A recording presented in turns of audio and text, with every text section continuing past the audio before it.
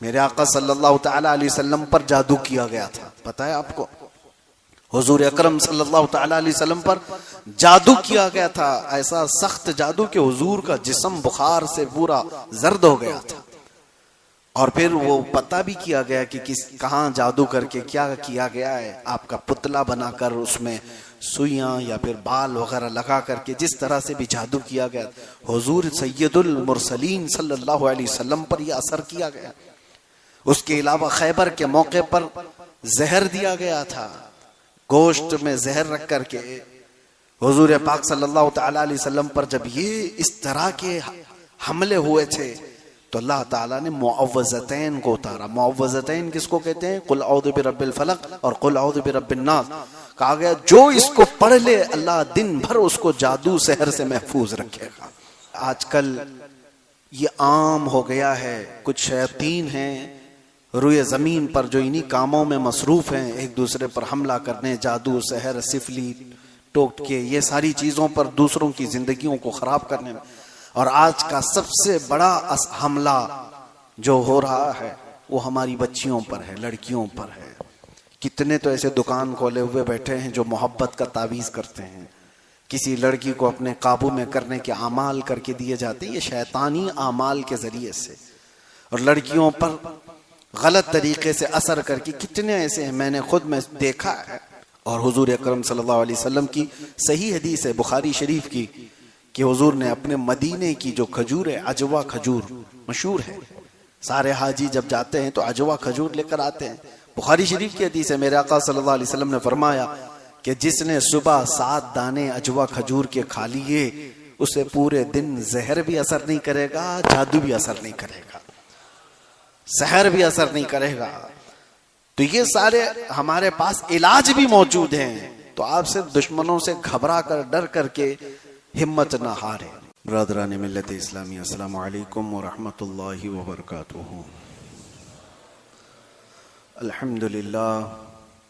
الحمدللہ الحنان المنان الذي خلق الانسان وعلمه البيان، والصلاة والسلام على رسوله سيد الانس والجان وعلى آله واصحابه ذوي الخير والإحسان، اما بعد فأعوذ بالله من الشيطان الرجيم، بسم الله الرحمن الرحيم، وكذلك جعلنا لكل نبي عدوا شياطين الإنس والجن يوحي بعضهم إلى بعض زخرف القول غرورا، صدق الله مولانا العظيم۔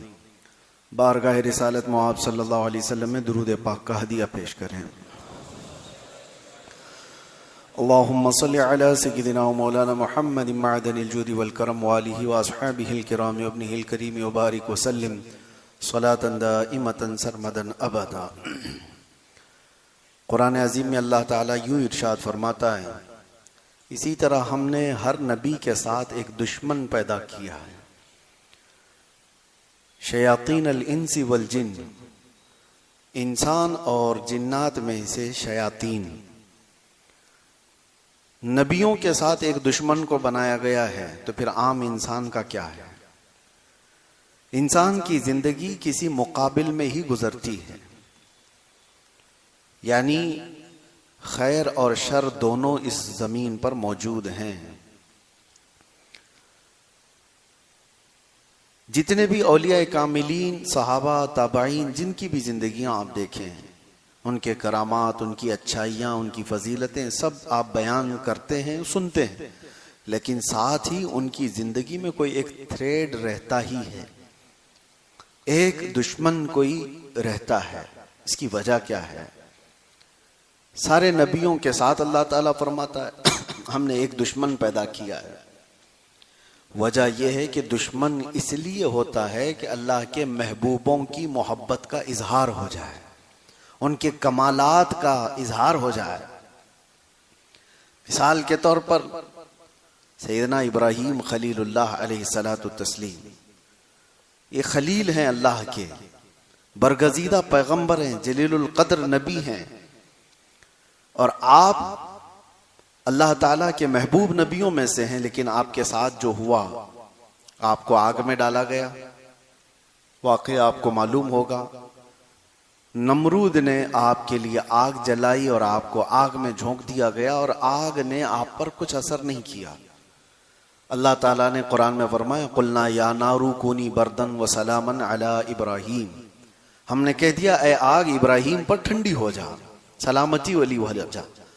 آگ ٹھنڈی ہو گئی، ابراہیم علیہ السلام کا کوئی بھی بال باقا نہیں ہوا. اب یہ جو کمال ابراہیم علیہ السلام کا ظاہر ہوا، اس کی وجہ کیا ہے؟ اس نمرود کا ہونا. وہ دشمن اس لیے تھا کہ اللہ کے نبی کے کمال کا اظہار ہو جائے. آپ کی زندگیوں میں بھی یہ معاملات ہوں گے، ہر ایک کے ساتھ کوئی نہ کوئی دشمن ہوگا. کوئی ایسا تصور نہیں کر سکتا کہ میں یا فلاں سارے دشمنوں سے پاک ہیں. اور کبھی کبھار ہمارے پاس لوگ آ کر کے کہتے ہیں کہ حضرت فلاں میرے ساتھ وہ کر رہا ہے، یہ کر رہا ہے، میں تو کسی کا برا چاہتا ہی نہیں.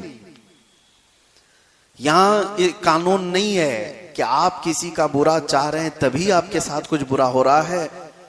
دنیا بہت سارے لوگوں سے ایسی بھری ہوئی ہے جو خاموش چلنے والوں کے ساتھ بھی دشمنی کرتی ہے. ان کو یہ ضروری نہیں ہے کہ آپ نے ان کا کچھ بگاڑا ہو، آپ راستہ چلنے والے ہوں، لیکن اس کے باوجود بھی کچھ لوگوں کو اچھا نہیں لگتا آپ کا راستہ چلنا. آپ سر جھکا کر کے چلتے ہو، یہ بھی بہت سارے لوگوں کے لیے صحیح نہیں لگتا. آپ سر اٹھا کے چلتے ہیں تو بھی لوگوں کے لیے تکلیف ہے. تو خامخواہ جو تکلیف ہے لوگوں کو، ہر ایک کا کوئی نہ کوئی دشمن یا چھوٹا ہوتا ہے یا بڑا ہوتا ہے.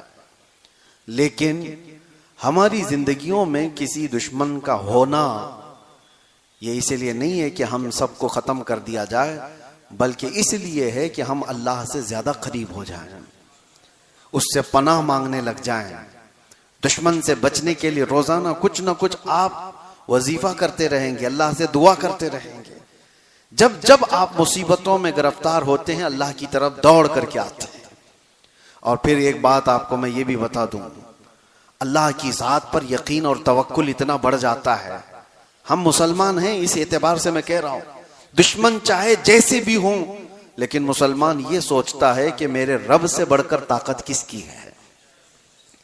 یہ جتنا ضرر پہنچانے والے ہوں گے یہ اپنی طاقت کے حساب سے پہنچاتے ہیں، اور اللہ حفاظت کرنے والا ہے، وہ اپنی طاقت سے حفاظت کرتا ہے. اور قرآن میں اللہ تعالیٰ نے فرمایا ہے، اس لیے ہمارا یقین بڑھتا چلا جاتا ہے. اگر آپ کا کوئی دشمن ہی نہ ہو تو آپ خود ہی اپنے آپ کو خدا سمجھنے لگ جائیں گے. اگر کوئی آپ کا دشمن ہی نہ ہو تو آپ خود کو یہ سمجھنے لگ جائیں گے کہ میرا کون کیا کرتا ہے، کچھ بھی نہیں، میں سیف ہوں.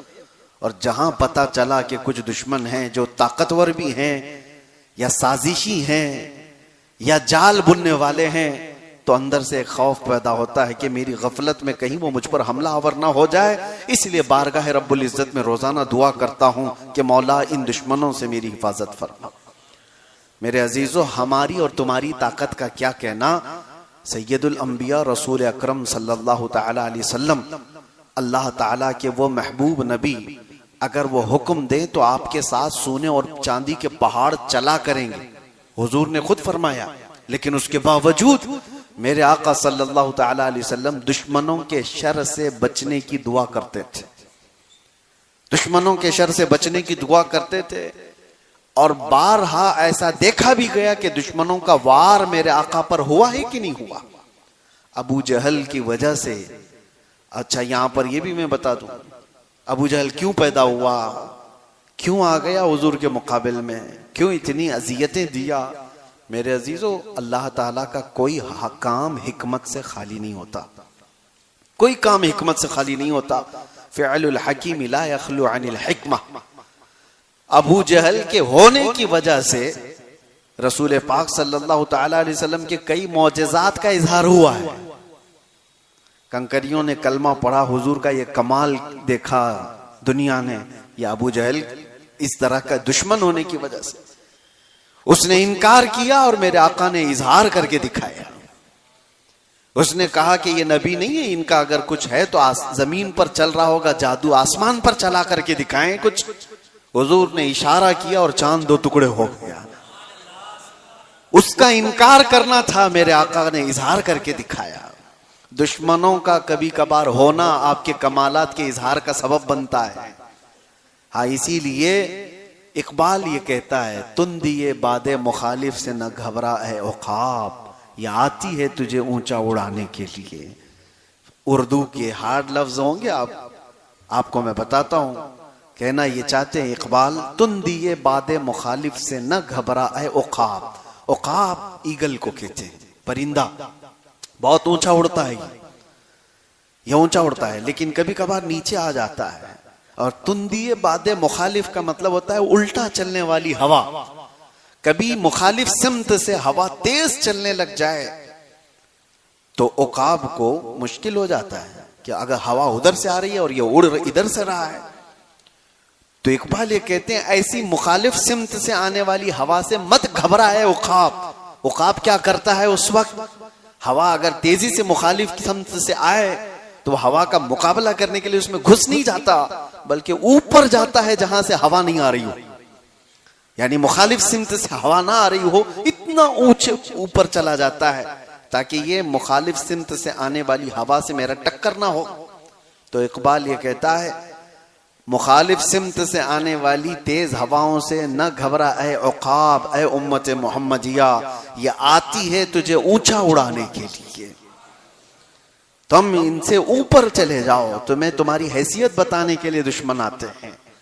عزیزان گرامی وقار، آج کے حالات بھی ہمیں اس بات کی طرف لا رہے ہیں کہ ہم نے دیکھا ہے بہت ساری جگہوں پر بدر کے میدان میں صحابہ اکرام رضوان اللہ تعالی علیہ مجمعین نے جو جوہر پیش کیے وہ کم از کم 10-12 سال پہلے مکہ والے تصور بھی نہیں کر سکتے تھے، سوچ بھی نہیں سکتے تھے۔ جس وقت رسول پاک صلی اللہ تعالی علیہ وسلم نے ہجرت فرمائی، مکہ سے مدینے جا رہے تھے، 13 سال تک مکہ میں کفار و مشرکین نے کیا نہیں ظلم اٹھائے، صحابہ کو پکڑا ہے، انگارے پر سلایا ہے، انگاروں پر سلایا ہے، سولی پر چڑھا کر کے مسلا کیا ہے، آنکھ کان ناک کاٹ کر کے صحابہ کے ساتھ بہت تکلیفیں دی۔ اس وقت تو پورے مشرکین یہ سمجھتے تھے کہ یہ کمزور لوگ ہیں، ضعیف لوگ ہیں جو محمد کے ساتھ چل رہے ہیں، کبھی بھی ان کا خاتمہ ہوگا۔ اور جس وقت حضور ہجرت کر کے چلے گئے تب تو ان کی طاقت اور بھی بڑھ گئی کہ ہم نے تو ان کو وطن چھوڑنے پہ مجبور کر دیا، ان کا گاؤں چھوٹا، گھر چھوٹا، رشتہ دار چھوٹے، مال و اسباب جائیداد سب چھوٹ گیا، کچھ نہیں ہے ان کے پاس، اتنی دشمنی کیا انہوں نے۔ اور اس کے بعد جب وہ مدینے چلے گئے، یہ حالات تھے جو صحابہ کو مضبوط بنا دیے، صحابہ کو مضبوط بنا دیے۔ آج ہم سب یہ جو ڈھیلے ڈھالے ہیں اس کی وجہ ہی یہ ہے کہ ہمارا مقابلہ کسی سے نہیں ہے۔ جس جگہ پر کسی سے مقابلہ نہیں ہوتا وہ ڈھیلی قوم ہے، اسے کسی بھی چیز سے اپنے مقابلے کی طاقت کا اندازہ نہیں ہوتا۔ میرے عزیزو، سنا ہے شیر کو بھی اگر کتوں کے ساتھ پالا جائے تو پھر وہ شکار کرنا چھوڑ دیتا ہے، اسے اس کی حیثیت معلوم نہیں رہ جاتی، یاد نہیں رہ جاتا، برسوں اگر رہا تو۔ صحابہ اکرام وہاں مکہ سے مدینے چلے گئے، مشرکین ابھی بھی یہ سوچتے تھے کہ جس طرح ہم ان کو مکہ میں کبھی بھی پکڑ کے مارتے تھے، ایک صحابی ہیں جن کو 16 سال تک قید میں رکھا تھا انہوں نے، زنجیروں سے باندھ کر کے، وہ ظلم ڈھائے تھے، تو یہ سوچتے تھے کہ اس طرح سے ہم کبھی بھی ان کے اوپر کچھ کر دیں گے۔ لیکن ایک مرتبہ آئے مدینے پر چڑھائی کرنے کے لیے 1000 سے زیادہ لوگ، اور بدر کے میدان میں جو صحابہ نے جوہر دکھائے، ان کے پورے پرخچے اڑا دیے، جتنے گرو گھنٹال تھے سب کے سب میدان بدر میں قتل ہو گئے، ابو جہل، عتبہ، شیبہ، جتنے بڑے بڑے تھے شیطان سب قتل ہو گئے۔ بدر کے اس وادی میں وہ مشرکین کہتے ہیں کہ ہمیں تو یہ اندازہ ہی نہیں تھا کہ اتنے طاقتور ہو چکے یہ لوگ، اتنا مقابلہ کرنے کی ان کے اندر ہمت آ گئی۔ بلکہ وہ یہ بھی کہتے ہیں کہ بسا اوقات ہم دیکھ رہے تھے ان کے پاس تو لکڑی کے حالے تھے، تلواریں بھی نہیں تھی، لکڑیوں سے لڑ رہے تھے صحابہ رسول اللہ کے۔ اور مشرکین مکہ کہتے ہیں کبھی کبھار یہ گردن کے قریب تلوار لاتے تھے، ابھی حملہ بھی نہیں ہوتا تھا کسی کی گردن کٹ گئی ہوتی تھی، ویسے ہی ختم ہو گئے ہوتے تھے۔ یہ صحابہ اکرام رضوان اللہ تعالی علیہ مجمعین کی مدد بھی تھی اور ان کا یقین تھا، ان کا جو مستحکم عمل تھا، اس کی وجہ کیا ہے؟ مشرکین نے یہ دشمنی ایسی کی کہ صحابہ کو اتنی بلندی پر پہنچایا یقین کے ساتھ کہ وہ صحابہ میدان میں اترے تو اللہ کے بھروسے اترے تھے۔ میرے عزیزو، یہ حالات سب کی زندگیوں میں ہوں گے۔ دشمن جو ہوتا ہے وہ تمہیں مضبوط کرنے کے لیے ہوتا ہے۔ ایک بزرگ نے فرمایا تھا، بزرگ بیٹھے ہوئے تھے اور اچانک وہ دعا کرنے لگے کہ اللہ یہ دشمنوں کو سلامت رکھے، یہ بھی نعمت ہے۔ تو سب لوگوں نے کہا کہ حضور دشمنوں کی ہلاکت کی دعا کی جاتی ہے، آپ کہہ رہے ہیں وہ سلامت رہیں؟ کہتے ہیں ہاں اس لیے کہ وہ ہوتے ہیں تو ہمارا ایمان مضبوط ہوتا ہے، وہ ہمارے ایمان کو مضبوط کرتے ہیں۔ اور حتیٰ کہ اس بزرگ نے فرمایا اگر یہ نہ ہو تو ہمیں شہادت کا درجہ کہاں سے ملے، غازی کا درجہ کہاں سے ملے؟ ان کے ساتھ مقابلہ ہو تو ہی یہ سب معاملات ہیں، کوئی ہو ہی نہ تو پھر کہاں سے ہمیں یہ سب نعمتیں ملیں گی؟ بہرحال ان کا اپنا کانسیپٹ، ان کا اپنا تصور، لیکن ہمارے لیے زندگیوں میں میرے عزیزو ہر ایک کے ساتھ اللہ تعالیٰ نے ایک شیطان پیدا کیا ہے۔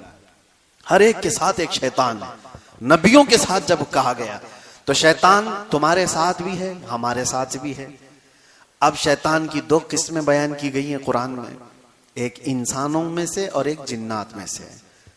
اور آپ نے سورہ ناس میں پڑھا ہوگا آخری آیتیں جو ہے الذی یوسوس فی صدور الناس من الجنۃ والناس، اس شیطان سے اللہ کی پناہ جو لوگوں کے سینوں میں دلوں میں وسوسے پیدا کرتا ہے، وہ کون ہے؟ من الجنۃ والناس، جنات میں سے اور انسانوں میں سے۔ اور اسی طرح بھی میں نے جو آیت پڑھی اللہ فرماتا ہے وَكَذَلِكَ جَعَلْنَا لِكُلِّ نَبِيٍّ عَدُوًّا شَيَاطِينَ الْإِنسِ وَالْجِنِّ، ہم نے ہر نبی کے ساتھ ایک دشمن پیدا کیا، انسانوں میں سے اور جنات میں سے ایک شیطان۔ تو شیطان دونوں میں بھی ہے، انسانوں میں سے بھی ہوگا، جنات میں سے بھی ہوگا۔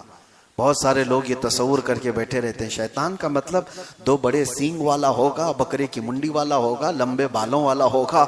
شیطان کی ایسی کوئی شکل نہیں، شیطان تمہارے قریبی دوست کی شکل میں بھی آئے گا، جو تمہارے آس پاس ہیں ان میں سے کوئی شیطان ہو، اچھی شکلوں میں بھی ہوگا، اور جنات میں سے جو شیطان ہے وہ غائب ہوگا۔ لیکن یہ دونوں ہماری زندگی پر بہت اثر کرتے ہیں، بہت بری طرح سے اثر کرتے ہیں۔ یہ مسلسل خیر کے راستے سے ہمیں بھٹکانے کی کوشش کرتے ہیں۔ یہ نمازیں ہیں تمہاری، یہ دعائیں ہیں اور بزرگوں کی صحبتیں ہیں جو ان شیطانوں سے تمہیں بچا رکھی ہیں، ورنہ ان سے مقابلہ کرتے کرتے آدمی کتنے تو گمراہ ہو گئے، بھٹک گئے۔ کون ہے جو تمہیں اچانک بیٹھے بیٹھے بری خواہشات لا کر کے اس میدان میں لے چلا جاتا ہے؟ وہ شیطان ہے جو تمہارے ساتھ لگا ہوا ہے۔ تم اچھے بھلے تھے، مسجد میں بیٹھے ہوئے تھے، اٹھ کر کے گئے، پھر خرافات دماغ میں آئی، چلنا ہے فلاں جگہ پر گناہوں کے اڈے پر۔ کون لے کر کے گیا تمہیں؟ دو، یا تو ایک غائب لے کر کے جا رہا ہوگا، یا تو ایک کوئی حاضر ہوگا۔ حاضر ہوگا تو تمہارا دوست ہوگا، غائب ہوگا تو وہ جن ہوگا۔ یہ دونوں میں سے کوئی ایک تمہیں لے کر کے جا رہا ہے اور تم بھٹک گئے، بہک گئے۔ میرے عزیزو، ان سے مقابلہ کرنے کے ہی لیے اس دنیا میں ہمیں بھیجا گیا۔ اور اللہ تعالیٰ قرآن پاک میں یوں فرماتا ہے اہبطوا فإن لکم ما سألتم، نہیں، پہلے پارے کی آیت ہے، اللہ تبارک و تعالیٰ یوں ارشاد فرماتا ہے آدم علیہ السلام اور حضرت حوا کو جب جنت سے اتارا گیا تھا، اللہ تعالیٰ فرماتا ہے وَلَكُمْ فِي الْأَرْضِ مُسْتَقَرٌ وَمَتَاعٌ إِلَىٰ حِينٍ، تمہارے لیے ایک مقررہ مدت تک یہاں پر ہم بھیج رہے ہیں دنیا میں، اور ہر ایک کو ایک کا دشمن بنا کر کے بھیج رہے ہیں، یعنی شیطان کو انسان کا دشمن بنا کر کے بھیجا گیا ہے۔ اس سے مقابلہ کرتے رہو اور واپس تمہیں ہمارے پاس آنا ہے اور ہم تمہارے اعمال کا سوال کریں گے۔ یہاں ہمیں جو بھیجا گیا ہے، مسلسل ہر دن ہم لڑائی میں موجود ہیں، ہر دن ہم لڑائی میں ہیں، اپنے ذہن میں موجود خیالات سے لڑ رہے ہیں، اپنے آس پاس کے حالات سے لڑ رہے ہیں۔ اور اگر یہ دشمن نہ ہوتا تو آپ اللہ کی ذات پر یقین کیسے کرتے؟ اس کی بارگاہ میں جھکنے کی اور دوڑ کر کے آنے کی آپ کے اندر جو تمنا ہے وہ کہاں رہ جاتی؟ اسی لیے میں نے شروع میں ہی کہا اگر دشمن نہ ہو تو آدمی ڈھیلا پڑ جاتا ہے اور اسے کسی چیز کی حاجت ہی نہیں رہتی، ضرورت ہی نہیں ہوتی۔ میں نے ایک دانشور سے پڑھا تھا، جاپان والے لوگ، یہ توجہ سے سنیے، مچھلی کھانے کے بڑے شوقین، اور ویسے بھی اس طرح کے یہ جو لوگ ہیں چائنیز ٹائپ کے، ان کے ہاں مچھلی کا رواج زیادہ ہے، لیکن جاپانی لوگوں کا ان کی ایک عادت یہ تھی کہ وہ تازی مچھلی کھاتے تھے. تو ہوتا یہ کہ سمندر سے مچھلیاں پکڑ کر کے لانے تک وہ باسی ہو جاتی، مر گئی ہوتی، کیونکہ 2 دن 3 دن کے بعد مچھوارے آتے تھے بڑی مچھلیاں لے کر. تو اب اس کے لیے ان لوگوں نے ایک دوسرا طریقہ اختیار کیا کہ نہیں، تازہ مچھلی کھانی ہے تو ایک بہت بڑے ٹینکر جہاز کے سمندروں میں بھیجے گئے. اس میں پانی رہتا تھا، مچھلیاں سمندر سے پکڑی جاتی تھی اور پانی میں ڈال دی جاتی تھی، اور پانی میں ڈالنے کے بعد وہ پانی میں تیرتی رہتی تھی تو زندہ رہتی، اور جب ساحل پر آتے تو ابھی مچھلیاں زندہ ہی رہتی تھی، مری ہوئی باسی نہیں ہوتی تھی. تو یہ چند دن تک چلا، لیکن یہ بھی فیل ہو گیا. کیوں؟ وجہ یہ تھی کہ لکھنے والے نے لکھا ہے کہ وہ مچھلیاں جو سمندر میں تیرتی تھیں اس طرح سے یہ ٹنکی میں نہیں تیر رہی تھی. یعنی چھوٹی جگہ تھی، پانی الگ تھا، تو وہ بھی سست ہو جاتی تھی، کاہل ہو جاتی تھی. زندہ تو رہتی تھی لیکن کاہل رہتی تھی، سست. اور یہاں آنے تک سست مچھلیاں ہوتی تھی. تو جاپانی لوگوں نے یہ کہا کہ سست مچھلیاں کھانے سے ہماری طبیعت میں بھی سستی زیادہ نہ آ جائے، ہمیں ایکٹیو چاہیے، حرکت والی. جانتے ہیں اس کے بعد انہوں نے ایک تیسرا طریقہ اختیار کیا. کہا کہ بہت بڑے ٹینکر کو تو لے جایا جاتا ہے مچھلیاں پکڑنے کے لیے، اب یہ حرکت میں نہیں رہتی، 1 دن 2 دن کے بعد یہ ڈھیلی پڑ جاتی ہیں. تو ایسا کیا گیا، ایک شارک مچھلی کو بھی پکڑا گیا چھوٹی، اور اس کو اس میں ڈالا گیا. اور چھوٹی مچھلیاں جو ہے اسی سے تو بھاگتی ہیں سمندر میں کہ یہ اپنا لقمہ بنا لیتی ہے. تو یہ شارک مچھلی ان کو دوڑاتی رہتی، جتنے کھا لی، اور جتنے بچ گئے وہ ساحل پر آنے تک بالکل ایکٹیو حرکت والی مچھلیاں ہوتی تھی. ان کو لے کر کے جاپانی لوگ کھایا کرتے تھے. تو اس دانشور نے کہا یہ واقعہ لکھ کر کے کہ یہ شارک مچھلی اس لیے چھوڑی گئی تھی کہ ان کو ایکٹیو رکھا جائے، حرکت میں رکھا جائے، اور یہ دوڑتی رہتی اور زندہ بھی رہتی، دوڑتی بھی رہتی. وہ دانشور کہتا ہے اسی لیے ہر ایک کی زندگی میں ایک شارک کا ہونا ضروری ہے، تاکہ وہ اسے دوڑاتا رہے اور وہ بھاگ کر کے اللہ کی بارگاہ میں آتا رہے. ہم سب کی زندگیوں میں ایک دشمن ہوتا ہے، اور اس دشمن کے ہوتے ہی ہم لوگوں کے اندر اللہ تعالیٰ کی طرف دوڑنے کا خیال آتا ہے، رب تعالیٰ کی پناہ مانگنے کا بار بار یہ احساس ہوتا ہے. آپ خود اپنی زندگیوں میں محسوس کرتے ہوں گے. ہم جس کے پاس بھی جاتے ہیں، کسی سے ملاقات کیا، کسی کے گھر میں گیا، سب سے پہلے وہ دعا کی درخواستیں کرتے ہیں. کیوں میاں؟ آپ خود بھی تو دعا کرتے ہیں، ہمیں دعا کی درخواست کیوں کرتے ہیں؟ اور پھر اگر تفصیل سے کہیں گے تو یہی کہیں گے کہ حضرت فلاں معاملات میں بہت گھر گیا ہوں، لوگوں کی نظر بہت ہے، آپ دعا کریں اللہ بری نظر سے بچائے. یہ کامن دعا ہے، سب کے لیے ہے. یعنی سب کو احساس ہے کہ کچھ لوگوں کی بری نظر ہے. بری نظر کا یہ تمہارے اندر جو احساس آیا، یہی احساس تمہیں اللہ کی بارگاہ میں پناہ مانگنے پر لے آتا ہے، اللہ کے قریب ہو جاتے ہو. اور اسی وجہ سے اللہ تعالیٰ نے بھی تمہیں مایوس نہیں کیا. قرآن میں اللہ فرماتا ہے فَلَا تَخْشَوْهُمْ وَخْشَوْنِي، ان سے مت ڈرو، مجھ سے ڈرتے رہو. لیکن ہے کہ اللہ کے پاس تو آؤ، دشمن تو ہیں تمہارے لیکن ڈرو مت. اللہ فرماتا ہے میرے دربار میں آؤ. اور اللہ نے 2 سورتیں اتاری، قل اعوذ برب الفلق اور قل اعوذ برب الناس. میرے آقا صلی اللہ تعالی علیہ وسلم پر جادو کیا گیا تھا، پتہ ہے آپ کو؟ حضور اکرم صلی اللہ تعالی علیہ وسلم پر جادو کیا گیا تھا، ایسا سخت جادو کہ حضور کا جسم بخار سے پورا زرد ہو گیا تھا.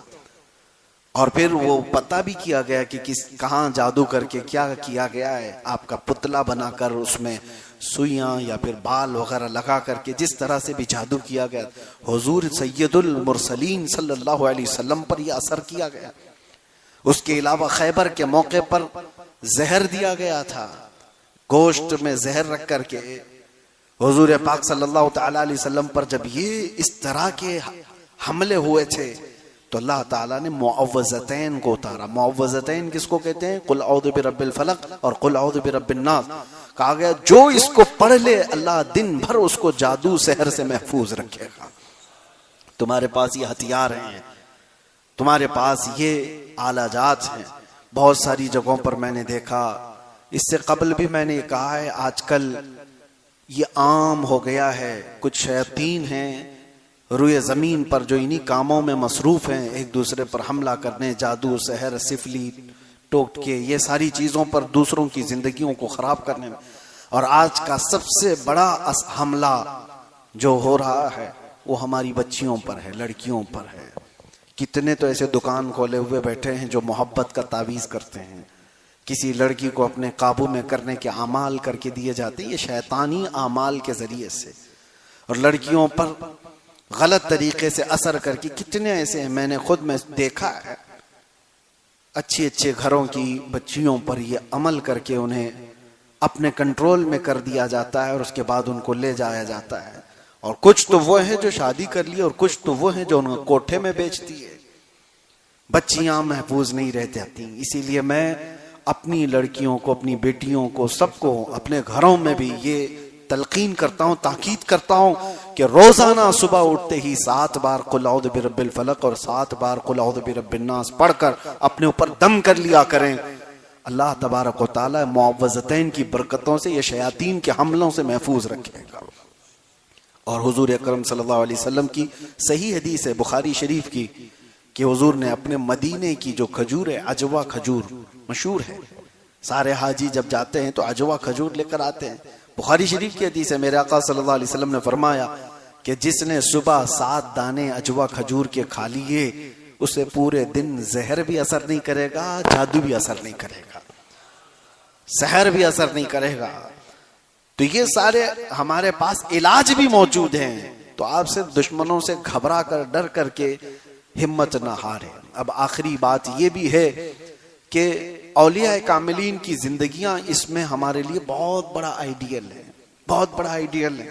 حضرت فخر الدین رازی بہت پائے کے بزرگ تھے، امام المنطق کہلاتے تھے، امام الفلسفہ، علوم کے ماہر تھے. لیکن جب آپ کا آخری وقت آیا تو شیطان ان کے سرانے پر آیا اور کہنے لگا کہ رازی تم اللہ کو ایک مانتے ہو، اس کی کوئی دلیل ہے؟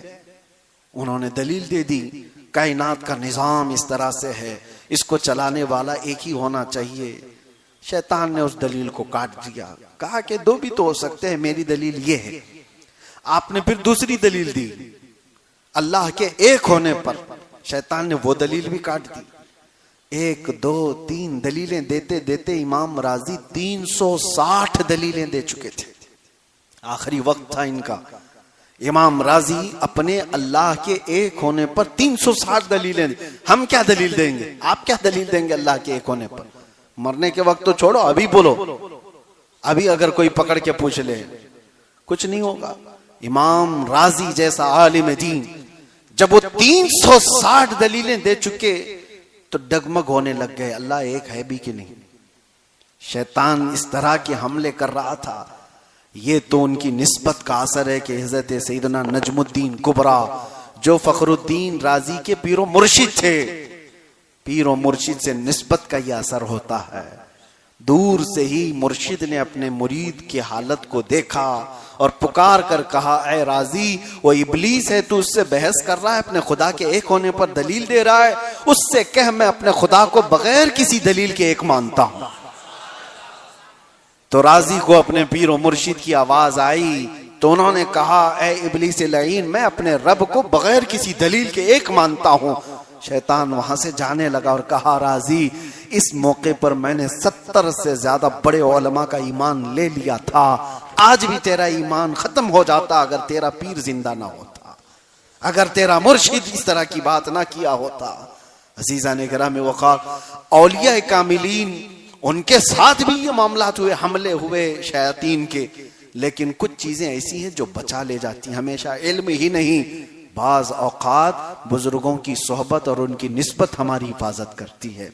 اسی لیے اعلیٰ حضرت فاضل بریلوی رضی اللہ تعالیٰ عنہ نے اپنے علم پر، اعلیٰ حضرت کا جیسا علم آج کے زمانے میں کون مثال لا سکتا ہے، جو 55 علوم و فنون کا ماہر ہو، فتاوا رضویہ جیسی 30 جلدوں کی مکمل کتاب ہمارے پاس، قرآن کا ترجمہ کنز الایمان کی صورت میں، عشق رسول سے بھری ہوئی ہدایت بخشش، زندگی پوری قلم چلاتے چلاتے جس کی گزری، اور ایک نئی بہترین شاگرد پیدا کر کے پوری امت پر احسان کیا، علمی بڑا کام کیا، لیکن فخر اس پر نہیں کیا کہ میں نے اتنی کتابیں لکھ دی، میں نے فتاوا رضویہ لکھا ہے، میں نے ہدایت بخشش لکھی ہے، میں نے کنز الایمان لکھا ہے۔ نہیں، یہ ساری چیزیں نہیں۔ بارگاہ مصطفیٰ صلی اللہ تعالی علیہ وسلم میں جب پیش ہونا ہوا تھا حضور کی بارگاہ میں، تو اعلیٰ حضرت یوں کہتے ہیں، یا رسول اللہ، تیری سرکار میں لاتا ہے رضا اس کو شفیع جو میرا غوث ہے اور لاڈلا بیٹا تیرا۔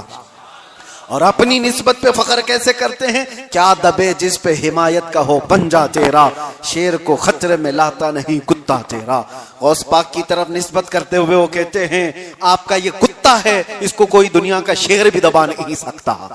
غوث پاک کے دربار کی نسبت پر فخر کیا، یہ نہیں کہا کہ میں بہت بڑا عالم دین ہوں، بہت بڑا فقیہ ہوں، مجھے کون کیا ہرا سکتا ہے، بلکہ یوں کہا غوث پاک کے دربار کا کتا ہے، اسے دنیا کا کوئی شیر بھی دبا نہیں سکتا۔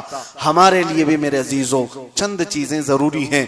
آپ کو نسبتوں کی بھی ضرورت ہے اور اپنے عمل کی بھی ضرورت ہے۔ آپ کے اپنے وظیفے، اپنی دعائیں، اپنے اعمال اور عبادتیں، اور ساتھ ہی کسی مرشد کامل کی اور بزرگوں کے سلسلۃ الذہب کی نسبت کی ضرورت ہے۔ یہ دو چیزیں ہوں گی، انشاءاللہ ہر طرح کے دشمنوں کے وار سے آپ دنیا میں محفوظ رہیں گے، انشاءاللہ ہر طرح کے وار سے محفوظ رہیں گے۔ اللہ تبارک و تعالی ہم سب کو شیاطین انس و شیاطین جن کی ہر حملہ سے حفاظت فرمائے، ان کے تمام وار سے ہماری حفاظت فرمائے۔ رب قدیر اس دنیا سے جانے تک ہمارا ایمان سلامت رکھے اور بارگاہ رب العزت میں ہمیں ایمان کے ساتھ اٹھائے۔ وآخر دعوانا الحمدللہ رب العالمین۔ السلام علیکم۔